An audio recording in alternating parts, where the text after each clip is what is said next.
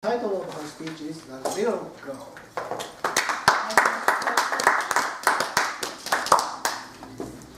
I am a traveling software salesperson. I've done this job for 25 years.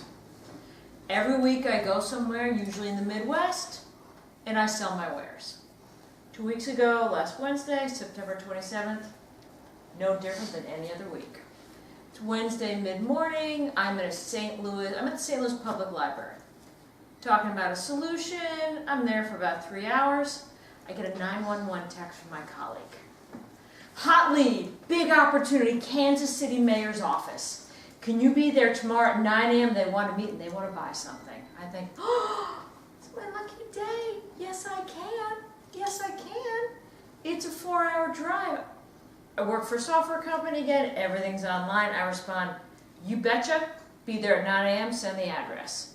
St. Louis meeting is over. I pull up my laptop. Just like I've done 1,000 times, I go to our internal system. I move my flight to tomorrow. I extend my Hertz rental car. I get my Kansas City hotel. I'm all about the routine because I do this so much and it provides simplification. I stay in a Hilton, I stay in a Marriott. I can't find a hotel. I can't find any name brand hotel. I Google it. There's probably something going on. Healthcare conference, Kansas City, Missouri, biggest one for the year. Fine. So I gotta have a hotel. I come up with the Regis. 4 out of 5 stars. I'm in a hurry. Boom. I take it. I'm on my way. The day gets busy. Heavy traffic. I stop for a bite to eat. I get to this hotel at 11 o'clock at night. And this isn't like any hotel that I've ever seen. And I'm thinking, it's kind of weird. It's a 6-floor building, brick.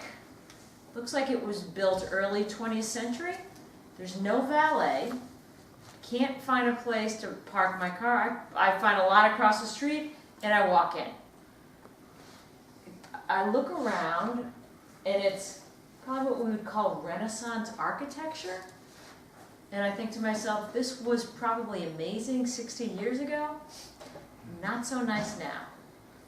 And what I don't see, which I'm thinking it's a healthcare conference in Kansas City, and there's no one here. So I look around, and it's a little shabby.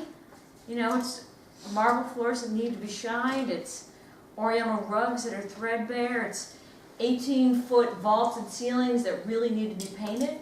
And I can't find the check-in desk. And I'm alone, and it's 11 o'clock, and I'm walking. And I walk, and I walk, and I finally get to the check-in desk. And it's just these 2 old men that have stepped out of a time capsule. One is like Ichabod Crane, this tall, wearing a suit 2 sizes too big, thinning gray hair. He's about as worn out as the decor.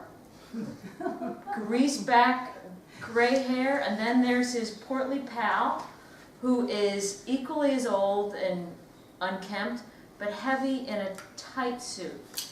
And the skinny man says to me, you are, I say, I'm Maggie Coolman. Do you need my reservation? He starts to get nervous, and I don't know why. It's just the 3 of us. He says, well, we gave your room away.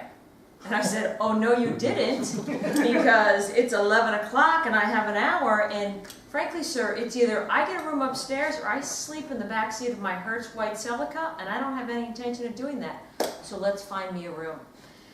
And he looks back at me, and there's a bead of sweat on his forehead, and he is nervous, and I don't know why. And he says, I only have room 504, ma'am. And I say, does it have a toilet and a bed? Because if it does, I'll take it. So he hands me the key, and I mean an actual metal key, which I thought they stopped manufacturing 30 years ago. And it is a hot Kansas City night, humidity like if anyone's ever been to Missouri. I just want to get to my room. I was like, sir, hand me the key, I'm on my way, I'm out of your hair. He cannot get away from me fast enough. and I start dragging my stuff to the rickety elevator. All of a sudden, I just start to feel weird. And I look behind me, and there's his portly pal, and he smiles at me, a sinister half smile, and exposes his brown teeth, and he says, "Say hello to Betsy." And I'm thinking, Betsy Ross, Betsy Johnson, but I'm thinking, I've worked in Detroit and New York City, and I've stayed in worse. I'm getting to that room, and I'm going to sleep. So I go up the elevator, I go all the way to the end of the hall, I put my manual key in the door, and I walk in. I flip the light on. I think, you know what, this is not so bad. This is a big room. It's a long hallway with a big canopy bed in the middle. And I think to myself, why do I get the sense that I'm in somebody's bedroom? I've slept in 1,000 hotels. I've never slept in a canopy. But I'm about the routine, right? And I got a goal, so I do what I always do. I turn the heat up to 75. I like a warm room. I double lock the door. I hang up my suit. I do my business in the bathroom. I plug in my cell phone. I set my alarm and make sure it's good to go for the morning. I get in bed. The next thing, things are murky. I wake up. I look at the clock next to me, and it's midnight, and I'm so cold. And I'm so cold, and I don't know why, and I feel like somebody's watching me. I think I'm gonna text my husband. He'll be there. I go to pick up my phone, which is to my left. It's not on. I charged it. How could it not be on? I start to freak out. Like, am I having a dream? Am I not supposed to be here? Then I think, Maggie, you're tired. You're tired, it's the moonlight coming into this room, splash some cold water on your face, get back in bed. Just sleep and start the day when the sun comes up. I shuffle into the bathroom, and I just have this sense that I'm not alone. I'm not alone. I turn the water on, I want some warm water. It's just cold and dribbling. And I close my eyes, and I stick my hands in the water, and I think, oh my God, what if I raise my head up and there's somebody there? Oh my God, oh my God, oh my God. I open my eyes, there's nobody there. Okay. I think, just go back to bed. Just go back to bed. Forget about the lack of heat. Forget about the phone. Go back to bed.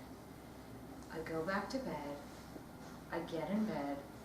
I close the comforter. I close my eyes, and I start to hear a cry. A little girl's cry. What is that? What? And I the moonlight's in the room, so I can see. And I look to the right, and I look to the corner. Do I see something moving? What is that? Is that an image? I must be having a dream, and it's this. Oh my God! Is that like an image of a child moving toward me? What?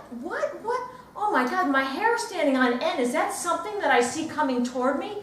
It's a child, and she's crying, but I can see through her, and the moonlight is coming in. What is that? She's coming closer. She's coming closer. She's coming to the bed. She's coming to the bed. She sticks her hand out. She touches mine, and I scream, ah! Thank gosh. I never went back to that room. I ran out. I went down to the lobby, and I stayed down there until dusk. Fellow Toastmasters and honored guests, here's my point. Intuition. Even if you don't believe in ghosts, trust your intuition because your life may depend upon it.